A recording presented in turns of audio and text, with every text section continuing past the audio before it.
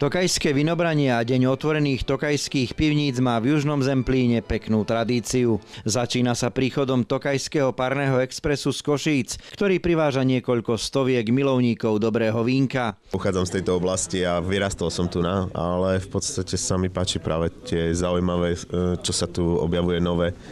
Lebo po nežnej revolúcii to tu trošku prestalo a teraz to začína zase viac a viac žiť. Až do neskorých nočných hodín prebieha bohatý kultúrny program spojený s prezentáciou regionálnych kultúrnych tradícií a s ponukou degustácie rôznych tradičných špecialít kuchyne, vrátane dobrého tokajského vína. Mne chutila najviac lipovina, no a potom ešte aj ten furmín bol dobrý. Muškat žltý, aj keď myslím, že nie je najsuchšie, ale toto mi chutilo. Podujatie sa uskutočňuje v rámci Dní európskeho kultúrneho dedičstva a je zároveň zapojené do oslav Svetového dňa cestovného ruchu. O dobrú atmosféru pri ochutnávaní vín dbajú rôzne hudobné a folklórne skupiny.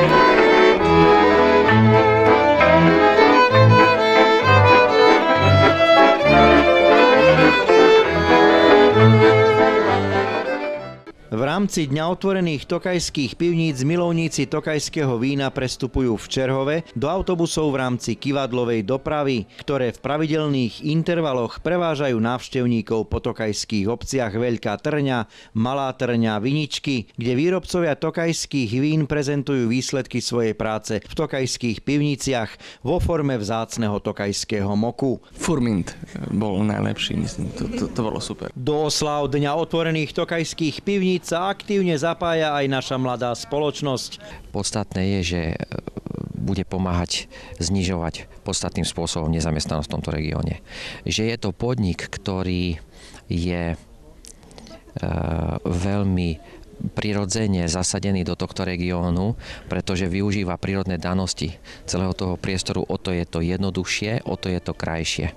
Atmosféra podujatia je neopísateľná a treba ju osobne prežiť. Práve vlastne čas zrenia toho, dozrievania toho hrozna, tak veľa záleží od počasia, aký bude v priebehu tých troch nadchádzajúcich týždňov. Zatiaľ nemáme nejaké veľké straty. Sú niektoré časti poznačené chorobami, ale zatiaľ je to v poriadku a myslím, že nás čaká krásna úroda. Čerhaví švicilo slnečko,